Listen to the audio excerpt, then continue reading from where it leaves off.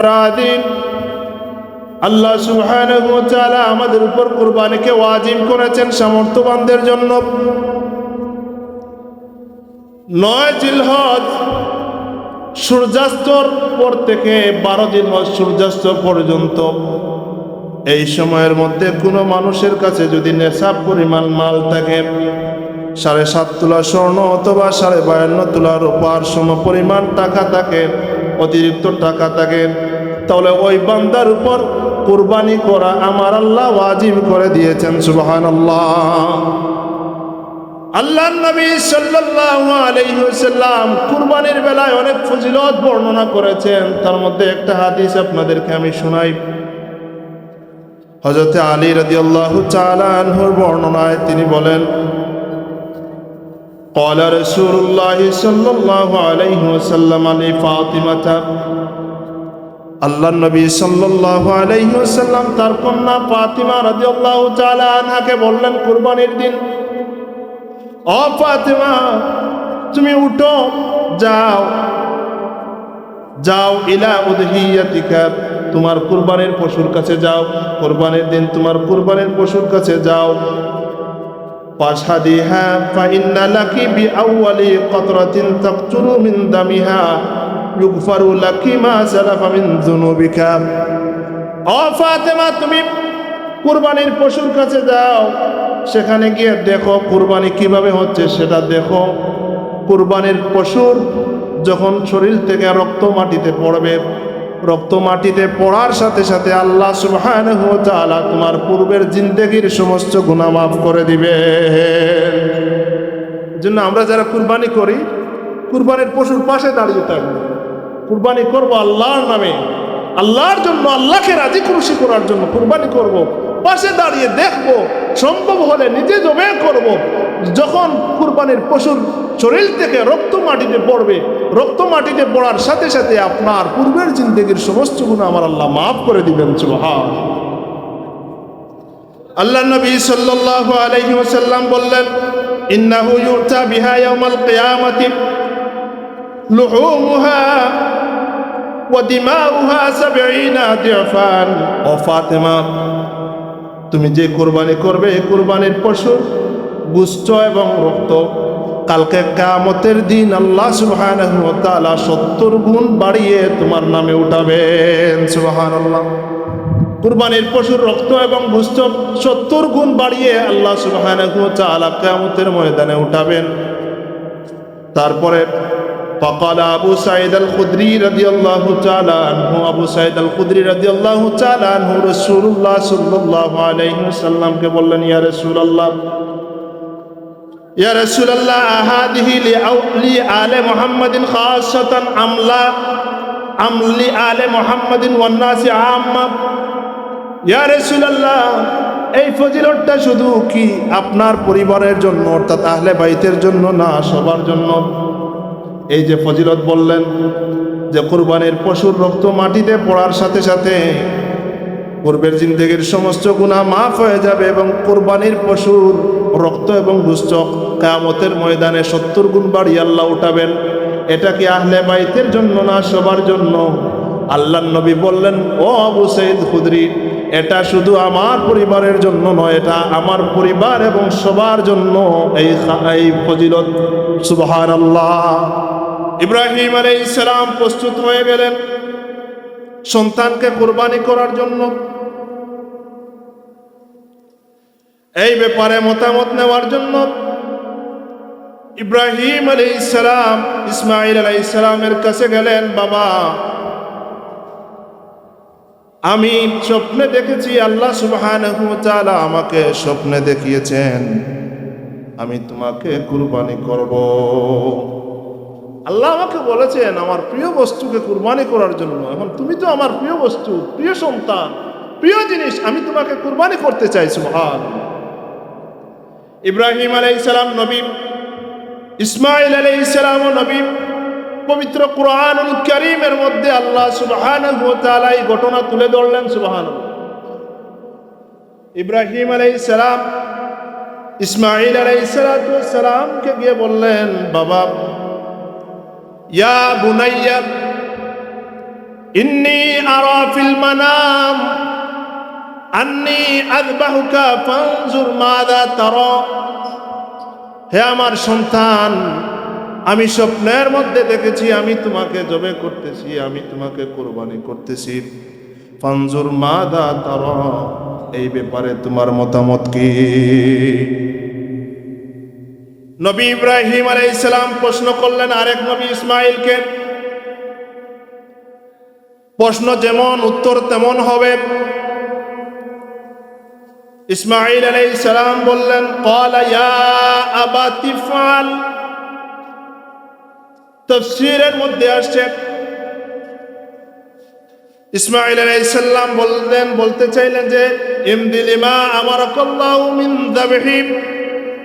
বাবা, আল্লাহ সুবহানাহু ওয়া তাআলা আপনাকে যেই কাজ করার জন্য আদেশ করেছেন, ইফআল মা তুমার, আপনাকে যেই কাজের অর্ডার করা হয়েছে, আদেশ করা হয়েছে, আপনি বাস্তবায়ন করেন। সুবহানাল্লাহ। আমার পরিপূর্ণ মতামত আছে, আপনাকে আল্লাহ যা বলেছেন আপনার কাজ আপনি করতে থাকেন। সুবহান, আপনি করেন, আমি পূর্ণ মতামত দিলাম। তারপরে ইসমাঈল আলাইহিস সালাম বললেন, সাতাজিদুনি ইনশাআল্লাহু মিনাস সাবিরিন। সাআসবিরু ওয়া আহতাসিবু যালিকা ইনদাল্লাহি আযজা ওয়া জাল্লা। বাবা, আপনি আমাকে ধৈর্যশীলদের অন্তর্ভুক্ত পাবেন। সাআসবিরু ওয়া আহতাসিবু, এই কাজের বিনিময়ে আমি ধৈর্য ধারণ করব এবং আল্লাহর কাছে এর অজর চাইব। সুবহানাল্লাহ, আমি সব আশা করব আল্লাহর কাছে। আপনি আপনার কাজ করতে থাকেন। সুবহানাল্লাহ। আমাদের সামনে একটা দিন আসতেছে, কুরবানির দিন, ঈদুল আজহার দিন। আমরা জানি তো সবাই, এখন আরবিতে যেই মাস আমাদের মাঝে অতিক্রম করতেছে, সেই মাসের নাম হচ্ছে জিলহজ মাস। জিলহজ মাসের প্রথম দশকের ফজিলত, প্রথম দশকের মর্যাদা আল্লাহ সুবহানাহু ওয়া তাআলা বয়ান করেছেন, আল্লাহ নবী সাল্লাল্লাহু আলাইহি সাল্লাম বয়ান করেছেন। জিলহজ মাসের প্রথম 10 দিনের কসম আল্লাহ সুবহানাহু ওয়া তাআলা করেছেন, প্রথম 10 রাত্রের কসম করেছেন। আল্লাহ বলেছেন, ওয়াল ফাজরি ওয়া লায়ালিন আশর, ফজরের শপথ করেছেন এবং 10 রাত্রির শপথ করেছেন। এজন্য এই 10 দিন এবং এই 10 রাত্রির গুরুত্ব আল্লাহর কাছে অত্যাধিক। এই 10 রাত্রির মধ্যে, এই 10 দিনের মধ্যে অন্যতম একটা দিন হচ্ছে কুরবানির দিন, ঈদুল আজহার দিন, 10ই জিলহজ। এই দিনে আমরা কুরবানি করি, আল্লাহর রাস্তায় কুরবানি করি। কুরবানি আল্লাহ সুবহানাহু ওয়া তাআলা আমাদের উপর, সামর্থ্যবানদের উপর ওয়াজিব করেছেন। কুরবানি করা সামর্থ্যবানদের উপর ওয়াজিব করেছেন। প্যারা হাজিরিন, এই যে কুরবানি আমরা করি, এই কুরবানির ধারাবাহিকতা খোদ আদম আলাইহিস সালাম থেকে নিয়ে চলে আসছিল ধারাবাহিকভাবে। আদম আলাইহিস সালামের 2 সন্তান হাবিল এবং কাবিলের মাধ্যমে কুরবানির সূচনা হয়েছিল। আর আমরা যে কুরবানি করি, এই কুরবানিটা ইব্রাহিম আলাইহিস সালাম এবং ইসমাঈল আলাইহিস সালামকে কেন্দ্র করে। ইব্রাহিম আলাইহিস সালাম তার পুত্র ইসমাঈল আলাইহিস সালামকে আল্লাহর রাস্তায় কুরবানি করেছিলেন। সেই ধারাবাহিকতায় আমরাও কুরবানি করি। সুবহানাল্লাহ। প্যারা হাজিরিন, আপনারা সবাই জানেন ইব্রাহিম আলাইহিস সালাম আল্লাহর বন্ধু ছিলেন, আল্লাহর নবী ছিলেন। ইব্রাহিম আলাইহিস সালামকে আল্লাহ সুবহানাহু ওয়া তাআলা অনেক কঠিন কঠিন পরীক্ষা করেছিলেন। প্রত্যেকটা পরীক্ষায় ইব্রাহিম আলাইহিস সালাম উত্তীর্ণ হয়েছিলেন। সুবহানাল্লাহ। কঠিন কঠিন পরীক্ষায় ইব্রাহিম আলাইহিস সালাম পড়েছিলেন, প্রত্যেকটা পরীক্ষায় উত্তীর্ণ হয়েছেন। সুবহানাল্লাহ। এই জন্য আল্লাহ সুবহানাহু ওয়া তাআলা যাদেরকে বেশি মহব্বত করেন, তাদেরকে বেশি বড় বড় পরীক্ষা করেন। সুবহানাল্লাহ। তাদেরকে বড় বড় পরীক্ষা করেন যাদেরকে বেশি মহব্বত করেন। ইব্রাহিম আলাইহিস সালামকে আল্লাহ সুবহানাহু ওয়া তাআলা মহব্বত করতেন, মহব্বত করে খলিলুল্লাহ বানিয়েছেন, বন্ধু বানিয়েছেন। ঠিক সেইভাবে তাকে বেশি বেশি পরীক্ষাও করেছেন। ইব্রাহিম আলাইহিস সালাম একেবারে বৃদ্ধ বয়সে দোয়া করতে করতে একজন সন্তান পেয়েছিলেন, নাম তার ইসমাঈল আলাইহিস সালাম। ইব্রাহিম আলাইহিস সালাম বারবার দোয়া করেছেন, রাব্বি হাবলি মিনাস সালিহিন, রাব্বি হাবলি মিনাস সালিহিন, আল্লাহ আমাকে নেক সন্তান দান করেন, আল্লাহ আমাকে নেক সন্তান দান করেন। আল্লাহ সুবহানাহু ওয়া তাআলা সন্তান দান করেছেন, দোয়া করার ফসল দান করেছেন, একটা ছেলে সন্তান দান করেছেন। ইব্রাহিম আলাইহিস সালাম নাম তার রেখেছিলেন ইসমাঈল। ইসমাঈল নাম রেখেছেন। জন্মের কিছুদিন পরে আল্লাহ সুবহানাহু ওয়া তাআলা ইব্রাহিম আলাইহিস সালামকে বললেন, ইব্রাহিম, তোমার সেই সন্তানকে এবং তোমার স্ত্রীকে তুমি মক্কায় রেখে আসো, জনমানবহীন এলাকায় যেখানে কোনো মানুষের বসবাস নেই, সেই জায়গায় তুমি রেখে আসো। বৃদ্ধ বয়সে ইব্রাহিম আলাইহিস সালাম তার সন্তানকে পেয়েছেন, কত মায়া! ইসমাঈল আলাইহিস সালামের জন্য কত মায়া! কিন্তু সন্তান পাওয়ার পরে আল্লাহ আবার বললেন, ইব্রাহিম, তোমার সন্তানকে তুমি মক্কায় রেখে আসো। ইব্রাহিম আলাইহিস সালাম শাম দেশে থাকতেন, আর সন্তান এবং স্ত্রীকে মক্কায় রাখার জন্য আল্লাহ আবার আদেশ করলেন।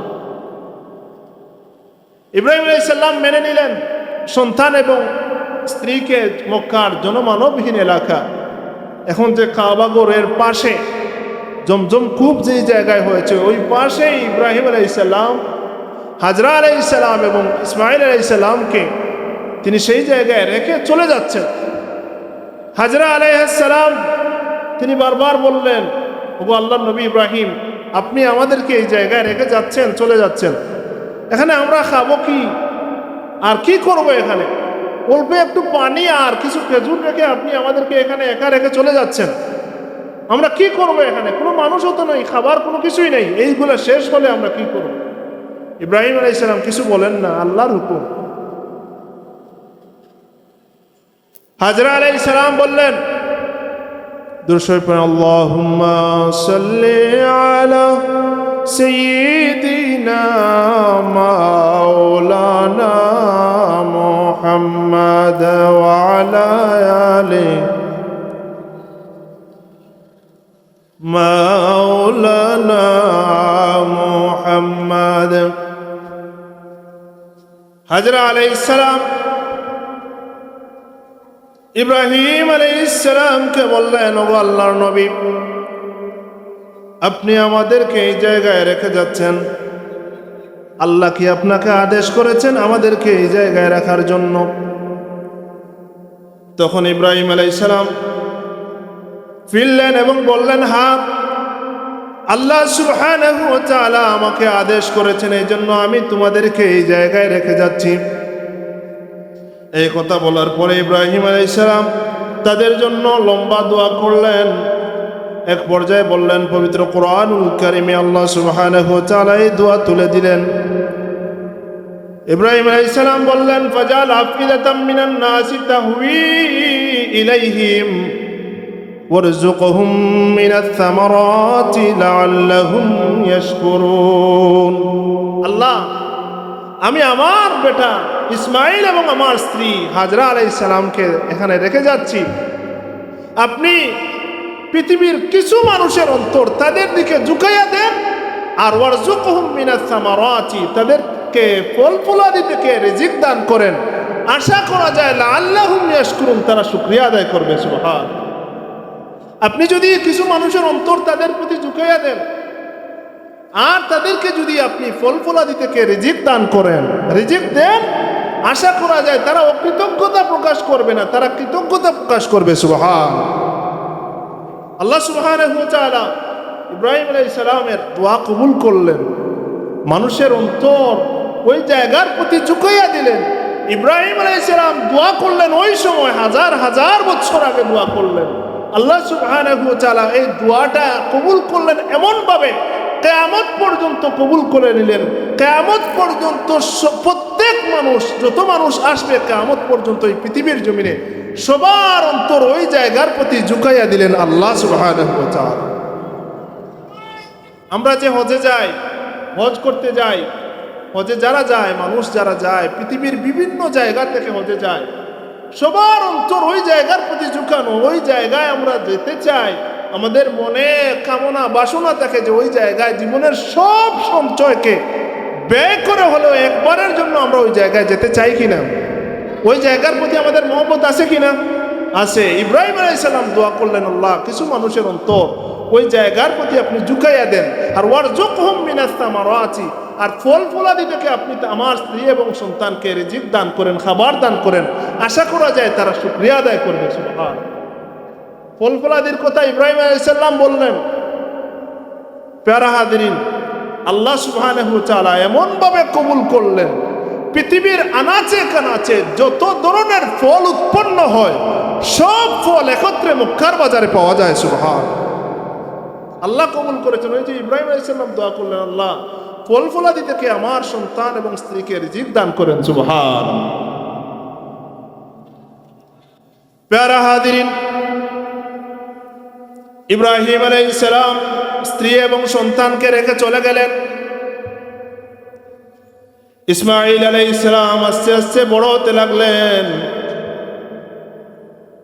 যখন বাবার সাথে হাঁটতে পারবেন এমন অবস্থা হলো। তাফসীরে আসছে ইসমাঈল আলাইহিস সালামের বয়স যখন 13 বছর, বাবা ডাকতে পারেন, বাবার সাথে হাঁটতে পারেন। ইসমাঈল আলাইহিস সালামকে ইব্রাহিম আলাইহিস সালাম বৃদ্ধ বয়সে পেয়েছেন, অনেক মায়া। জন্মের পরেই মক্কাতে রেখে এসেছেন। আবার যখন হাঁটতে পারেন ওই সময় আবার আল্লাহ সুবহানাহু ওয়া তাআলা স্বপ্নে দেখালেন, বা ইব্রাহিম তোমার প্রিয় বস্তুকে তুমি কুরবানি করো, তোমার প্রিয় বস্তুকে তুমি কুরবানি করো। প্রথম দিন দেখালেন, প্রথম রাত্রে দেখালেন স্বপ্নে। ইব্রাহিম আলাইহিস সালাম তেমন গুরুত্ব দিলেন না। দ্বিতীয়বার দেখালেন, তৃতীয়বার যখন দেখালেন যে ইব্রাহিম তোমার প্রিয় বস্তুকে তুমি কুরবানি করো, তোমার প্রিয় বস্তুকে তুমি কুরবানি করো। ইব্রাহিম আলাইহিস সালাম মনে মনে ভাবলেন যে আল্লাহ সুবহানাহু ওয়া তাআলা বারবার আমাকে স্বপ্নে দেখাচ্ছেন প্রিয় বস্তু কুরবানি করার জন্য। প্রিয় বস্তুকে ইসমাইলের চাইতে তো প্রিয় বস্তু আমার এই দুনিয়ার জমিনে আর কেউ নেই। ইসমাইলকে আমি সবচেয়ে মহব্বত করি, ইসমাইলের চাইতে প্রিয় বস্তু আর কেউ নেই। বৃদ্ধ বয়সে সন্তান পেয়েছেন, এমনিতেই সন্তানের জন্য বাবা মায়ের কত দরদ, কত মায়া, ঠিক কিনা? যারা বাবা হয়েছেন তারা বুঝবেন যে সন্তানের জন্য কত মায়া। সুবহান। আমাকে আল্লাহ সুবহানাহু ওয়া তাআলা একজন সন্তান দান করেছেন, আমার মেয়ের বয়স 5-6 মাস। আমি বুঝি আমার মেয়ের জন্য কত মায়া। আমার মেয়ের দিকে, আমার মেয়ের প্রতি মায়ার অবস্থা দেখলে বোঝা যায় আমার মা বাবার আমার প্রতি কতটুকু মায়া ছিল বা আছে। ইব্রাহিম আলাইহিস সালাম ইসমাঈল আলাইহিস সালামকে বৃদ্ধ বয়সে পেয়েছেন। আল্লাহ সুবহানাহু ওয়া তাআলা বললেন, ইব্রাহিম তোমার সন্তানকে তুমি কুরবানি করো। ইব্রাহিম আলাইহিস সালাম প্রস্তুত হয়ে গেলেন সন্তানকে কুরবানি করার জন্য। এই ব্যাপারে মতামত নেওয়ার জন্য ইব্রাহিম আলাইহিস সালাম ইসমাঈল আলাইহিস সালামের কাছে গেলেন। বাবা, আমি স্বপ্নে দেখেছি, আল্লাহ সুবহানাহু ওয়া তাআলা আমাকে স্বপ্নে দেখিয়েছেন আমি তোমাকে কুরবানি করব। আল্লাহ আমাকে বলেছেন আমার প্রিয় বস্তুকে কুরবানি করার জন্য। এখন তুমি তো আমার প্রিয় বস্তু, প্রিয় সন্তান, প্রিয় জিনিস, আমি তোমাকে কুরবানি করতে চাই। সুবহানাল্লাহ। ইব্রাহিম আলাইহিস সালাম নবী, ইসমাঈল আলাইহিস সালাম নবী। পবিত্র কুরআনুল কারীমের মধ্যে আল্লাহ সুবহানাহু ওয়া তাআলা এই ঘটনা তুলে ধরলেন। সুবহানাল্লাহ। ইব্রাহিম আলাইহিস সালাম ইসমাঈল আলাইহিস সালামকে গিয়ে বললেন, বাবা, ইয়া বুনাইয়া ইন্নী আরা ফিল মানাম আন্নী আযবাহুকা ফানজুর মাযা তারা। হে আমার সন্তান, আমি স্বপ্নের মধ্যে দেখেছি আমি তোমাকে জবে করতেছি, আমি তোমাকে কুরবানি করতেছি। ফানজুর মাযা তারা, এই ব্যাপারে তোমার মতামত কি? ইসমাঈল আলাইহিস সালামকে বললেন, বাবা, আমি তোমাকে স্বপ্নে দেখেছি তোমাকে কুরবানি করতেছি, এখন এই ব্যাপারে তোমার মতামত কি, তুমি বলো। এজন্য আমরা যারা বাবা হয়েছি আমাদের কাজ হচ্ছে পরিবার নিয়ে চললে, পরিবারকে নিয়ে চলাফেরা করতে হলে, পরিবার নিয়ে বেঁচে থাকতে হলে, পরিবার নিয়ে সুখ শান্তিতে থাকতে হলে যে কোনো কাজ করার আগে সন্তান হোক আর পরিবারের অন্য মানুষ হোক যে কোনো কাজ করার আগে তাদের সাথে পরামর্শ করে নেওয়া উত্তম। ইব্রাহিম আলাইহিস সালাম চাইলে বলতেন চলো তোমাকে কুরবানি করে ফেলবো, আল্লাহর আদেশ হয়েছে, কিন্তু তিনি মতামত জানতে চাইলেন। ইসমাইলকে বললেন, বাবা আমি আদিষ্ট হয়েছি, আল্লাহ আমাকে অর্ডার করেছেন, আল্লাহ আমাকে স্বপ্ন দেখিয়েছেন, আমি তোমাকে কুরবানি করতেছি, এই ব্যাপারে তোমার মতামত, তুমি বলো তোমার মতামত। নবী ইব্রাহিম আলাইহিস সালাম প্রশ্ন করলেন আরেক নবী ইসমাইলকে, প্রশ্ন যেমন উত্তর তেমন হবে। ইসমাইল আলাইহিস সালাম বললেন, ক্বালা ইয়া আবাতি ফাল। তাফসীরের মধ্যে আসছে ইসমাইল আলাইহিস সালাম বলতে চাইলেন যে ইমদি লিমা আমারাকাল্লাহু মিন যাবহি, বাবা আল্লাহ সুবহানাহু ওয়া তাআলা আপনাকে যেই কাজ করার জন্য আদেশ করেছেন, ইফআল মা তুমার, আপনাকে যেই কাজের অর্ডার করা হয়েছে, আদেশ করা হয়েছে, আপনি বাস্তবায়ন করেন। সুবহানাল্লাহ। আমার পরিপূর্ণ মতামত আছে, আপনাকে আল্লাহ যা বলেছেন আপনার কাজ আপনি করতে থাকেন, সুবহান, আপনি করেন, আমি পূর্ণ মতামত দিলাম। তারপরে ইসমাইল আলাইহিস সালাম বললেন, সাতাজিদুনি ইনশাআল্লাহু মিনাস সাবিরিন, সাআসবিরু ওয়া আহতাসিবু যালিকা ইনদাল্লাহি আযজা ওয়া জাল্লা। বাবা আপনি আমাকে ধৈর্যশীলদের অন্তর্ভুক্ত পাবেন। সাআসবিরু ওয়া আহতাসিবু, এই কাজের বিনিময়ে আমি ধৈর্য ধারণ করব এবং আল্লাহর কাছে এর অজর চাইব। সুবহানাল্লাহ, আমি সওয়াব আশা করব আল্লাহর কাছে, আপনি আপনার কাজ করতে থাকেন। সুবহানাল্লাহ। ইব্রাহিম আলাইহিস সালাম সন্তানকে প্রশ্ন করেছেন, সন্তানও জায়গা মতো ঠিক মতো উত্তর দিয়ে। প্যারা হাদিন, ইব্রাহিম আলাইহিস সালাম ইসমাইল আলাইহিস সালামকে কাবিরের মধ্যে সুন্দর সুন্দর কথা এসেছে। ইসমাইল আলাইহিস সালাম ইব্রাহিম আলাইহিস সালামের সাথে কথা বলেছেন কুরবানির আগ মুহূর্তে। ইসমাইল আলাইহিস সালাম ইব্রাহিম আলাইহিস সালামকে কিছু কথা বলেছেন, ওই সময় তাফসীরে কুরতুবীর মধ্যে এসেছে, ইমাম কুরতুবী রহমাতুল্লাহ আলাইহি উল্লেখ করেছেন। তাফসীরে কুরতুবীর মধ্যে এসেছে, ইন্নাদ দাবিহা ক্বালা লি ইব্রাহিম আলাইহিস সালাম হিনা আরাদা যাবহাহু। ইব্রাহিম আলাইহিস সালাম যখন ইসমাইল আলাইহিস সালামকে কুরবানি করবেন, কুরবানি করার ইচ্ছা পোষণ করলেন, ওই সময় ইসমাইল আলাইহিস সালাম ইব্রাহিম আলাইহিস সালামকে কিছু কথা বললেন। কি কথা? ইয়া আবাতিশতুদ রবাতি হাত্তা লা আদতরিবা, বাবা আপনি আমাকে কুরবানি করবেন, জবে করবেন, জবে করার পূর্বে আমার হাত পা ভালো করে শক্ত করে বেঁধে নেন। কে বলতেছেন? ইসমাইল বলতেছেন। প্রথমে বললেন, বাবা আপনি আপনার কাজ করেন, আমি ধৈর্যশীলদের অন্তর্ভুক্ত থাকব, আপনি আমাকে ধৈর্যশীলদের অন্তর্ভুক্ত পাবেন। এখন নসিহত করতেছেন কিভাবে তিনি জবে করবেন, এই কথা বলে দিচ্ছেন, ইসমাইল নিজে বলে দিচ্ছেন। সুবহানাল্লাহ। বাবা আপনি কি করেন, আমার হাত পা ভালো করে শক্ত করে বেঁধে নেন যাতে আমার কষ্ট না হয়। সুবহানাল্লাহ। ইসমাইল আলাইহিস সালাম আরো বললেন, ওয়াকফুক সিয়াবাকা লিআল্লা ইয়ানতাদিহা আলাইহা শাইউন মিন দামি ফাতারাহু উম্মি ফাতাহজানাত, বাবা আমাকে জবে করার পূর্বে আপনি আপনার পোশাক খুলে ফেলুন। আপনার শরীরের মধ্যে যদি পোশাক থাকে তাহলে আমার রক্ত লেগে যাবে, আমার রক্ত লাগলে আপনি যখন বাড়িতে যাবেন, আমার মা যখন আমার রক্ত দেখবেন তখন তিনি পেরেশান হয়ে যাবেন। সুবহানাল্লাহ। বাবা আপনি কাপড় খুলে ফেলুন, আমার রক্ত যদি আপনার কাপড়ে লাগে তাহলে আমার মা যখন দেখবেন তখন আমার মা হতাশ হয়ে যাবেন, পেরেশানি হয়ে যাবেন, আমার মা চিন্তা করবেন। সুবহানাল্লাহ। ইসমাইল আলাইহিস সালাম আরো বললেন, ওয়াসরি মাররাস সিকিন আলা হালকি, বাবা আপনি যখন ছুরি চালাবেন আমার গলায় তখন দ্রুত চালাবেন। সুবহানাল্লাহ। কি আনুগত্য সন্তান, বাবা যেমন সন্তানও তেমন। সুবহানাল্লাহ। বাবা আপনি যখন ছুরি চালাবেন তখন আপনি আমার গলায় জুড়ে ছুরি চালাবেন, যাতে কি হয়, লিয়াকুনাল মাউতা আহওয়ানা আলাইয়া ওয়াকযিফনি লিল ওয়াজহি, বাবা যখন আপনি আমার গলায় ছুরি চালাবেন তখন আপনি জোরে চালাবেন যাতে আমি তাড়াতাড়ি মারা যাই, আর আপনি যখন আমার গলায় ছুরি চালাবেন তখন আমার মাথাটা একটু নিচুতে রাখবেন যাতে আপনি না দেখেন। আপনি যদি দেখেন তারপরের অংশ লিয়াল্লা তানজুরা ইলা ওয়াজহি ফাতারহামানি, আপনি যদি আমার মুখ দেখেন তাহলে আপনার ভিতরে দয়া চলে আসতে পারে। সুবহানাল্লাহ। বাবা ছেলে বলতেছেন, বাবা আপনি যখন আমাকে জবে করবেন আমার মুখটা একটু নিচে রাখবেন, যদি উপরে থাকে তখন আপনি আমার মুখ দেখবেন, সরাসরি মুখ দেখলে আপনার ভিতরে দয়া চলে আসতে পারে, আপনি হয়তো আমাকে জবে নাও করতে পারেন। সুবহানাল্লাহ। আপনি যখন আমাকে জবে করবেন তখন আপনি একটু নিচে, আমার মাথাটা একটু নিচে রাখবেন। সুবহানাল্লাহ। লিআল্লা আনজুরা ইলা সাফারাতি ফাআজজা, আর বললেন আপনি যদি আমার মাথা একটু নিচু রাখেন তাহলে আপনি যখন জবে করবেন আমি ছুরি দেখব না, যদি দেখি তাহলে আমার অন্তরেও ভয় চলে আসতে পারে।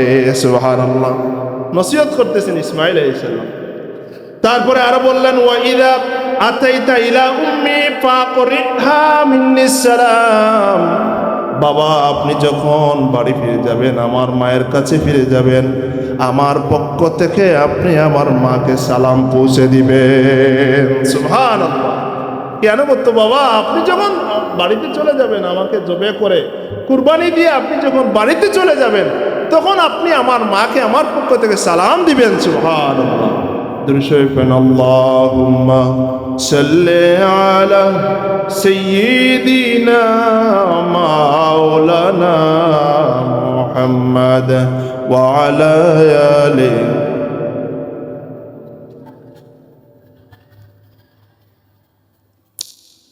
প্যারা হাজিরিন, ইসমাঈল আলাইহিস সালাম এই কথাগুলো বললেন ইব্রাহিম আলাইহিস সালামকে। ইব্রাহিম আলাইহিস সালাম ছুরি চালালেন, জবে হয়ে গেল। তাফসীরে কুরতুবীর মধ্যে আসছে ফালাম্মা জাররা ইব্রাহিম আলাইহিস সালাম as-সিকিনা দরাবাল্লাহু আলাইহি সাফিহাতান মিন নুহাসিন।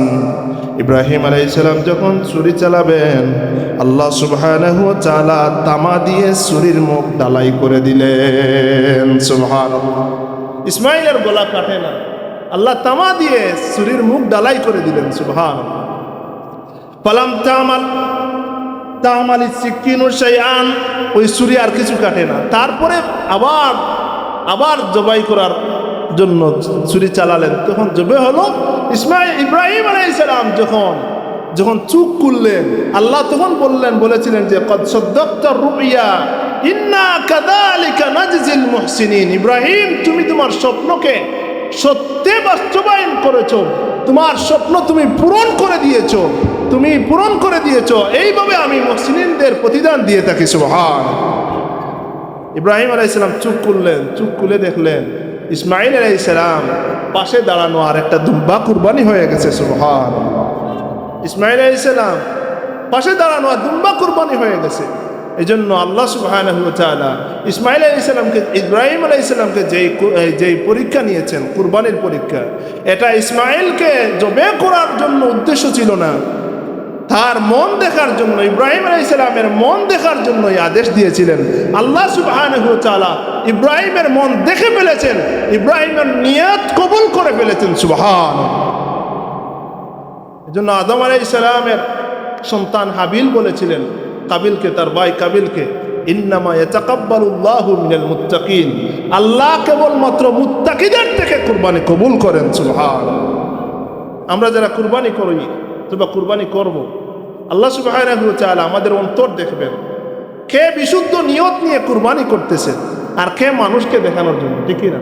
এখন তো আমাদের কুরবানি হয়ে যায় মানুষ দেখানোর জন্য। কে কত মোটা গরু আমরা কিনবো, কে মানুষকে দেখাবো কত টাকার গরু কিনেছি, কত সুন্দর গরু কিনেছি। সুন্দর গরু কিনা, বেশ টাকার গরু কিনা, তৌফিক অনুযায়ী, সামর্থ্য অনুযায়ী, এটা সব ঠিক আছে, কিন্তু নিয়ত বিশুদ্ধ টাকা লাগবে। নিয়ত কি টাকা লাগবে? বিশুদ্ধ টাকা লাগবে। যদি নিয়ত বিশুদ্ধ না থাকে আপনার কুরবানি কবুল হবে না। আল্লাহ বলেছেন লা ইয়ানালুল্লাহা লুহুমুহা ওয়ালা দিমাউহা ওয়ালাকিন ইয়ানালুহুত তাকওয়া মিনকুম। আল্লাহর কাছে কুরবানির পশুর গোশত, রক্ত এগুলা যায় না, যায় কি তাকওয়া। সুবহানাল্লাহ, তাকওয়া যায়। আল্লাহ তাকওয়া দেখেন, কারণ তোরে তাকওয়া আছে, আল্লাহর ভয় আছে, নিয়ত বিশুদ্ধ কার আছে।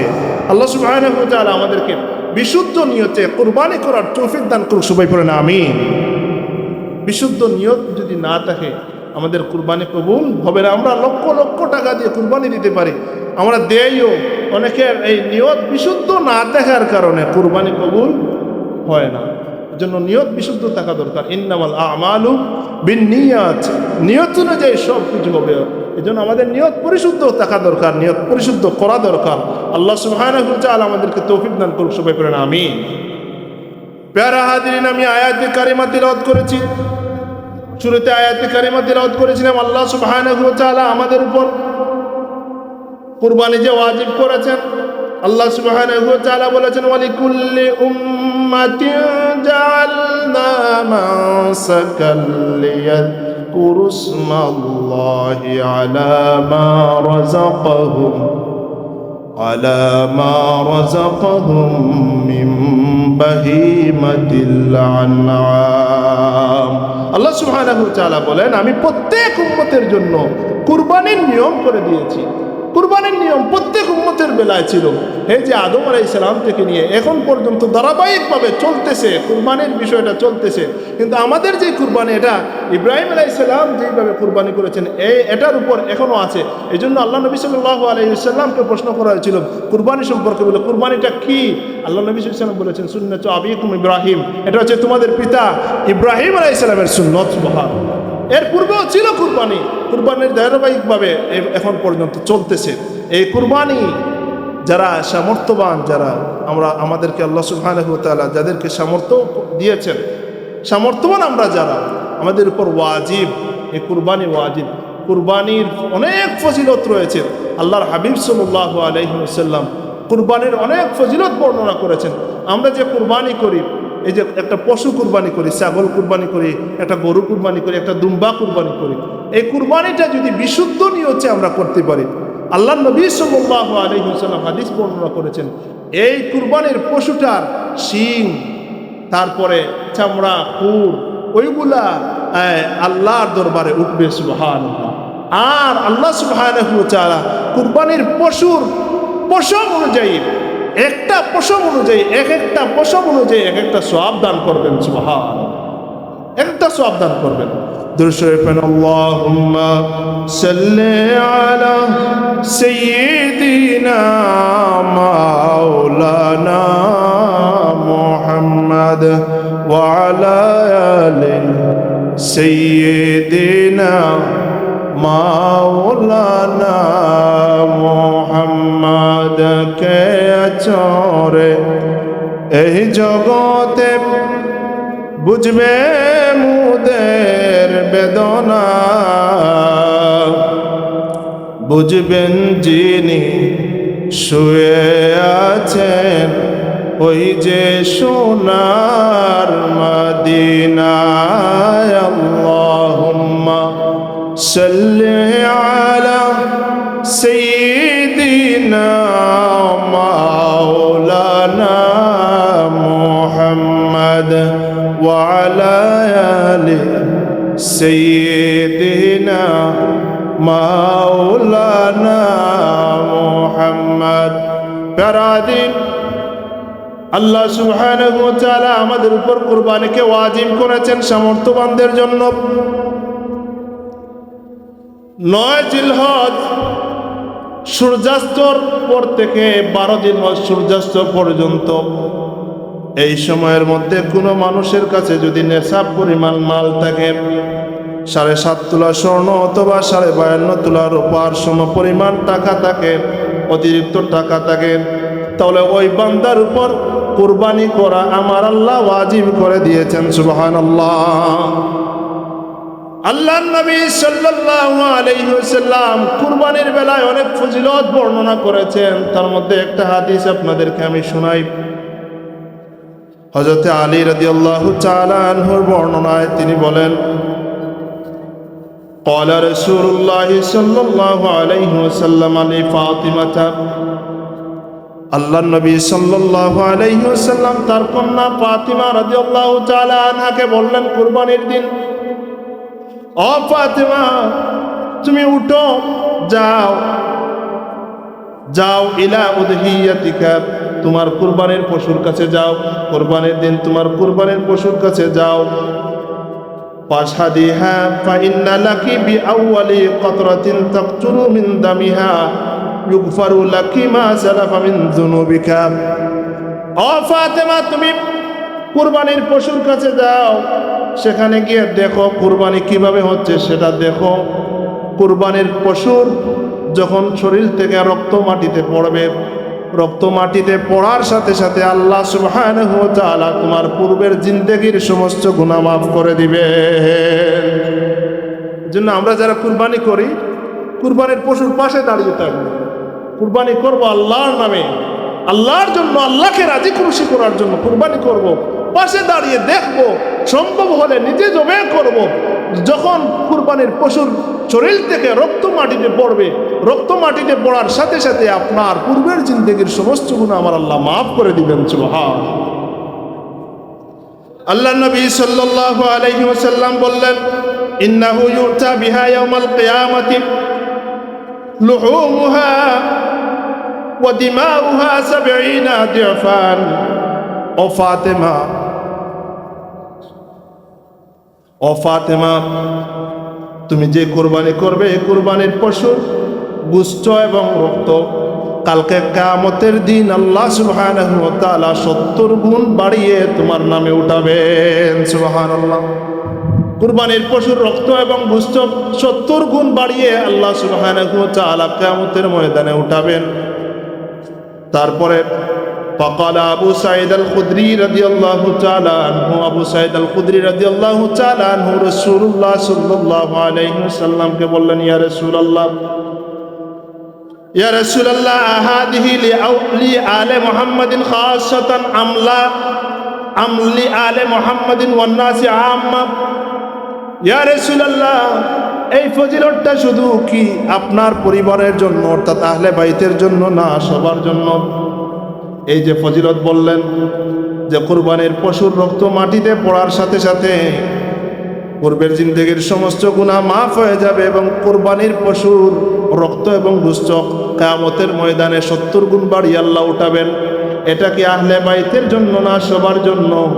আল্লাহর নবী বললেন, ও আবু সাঈদ খুদরি, এটা শুধু আমার পরিবারের জন্য নয়, এটা আমার পরিবার এবং সবার জন্য এই ফজিলত। সুবহানাল্লাহ। এটা সবার জন্য, আমার পরিবারের জন্য এবং সমস্ত মানুষের জন্য, এটা যে সবার জন্য যারা কুরবানি করবে তাদের এই পশুর রক্ত মাটিতে পড়ার সাথে সাথে আল্লাহ সুবহানাহু ওয়া তাআলা তাদের পূর্বের জিন্দেগির গুনাহ মাফ করে দিবেন এবং তাদের জন্য কুরবানির পশুর রক্ত এবং গোশত হাশরের ময়দানে 70 গুণ বাড়িয়ে আল্লাহ তুলবেন। সুবহানাল্লাহ।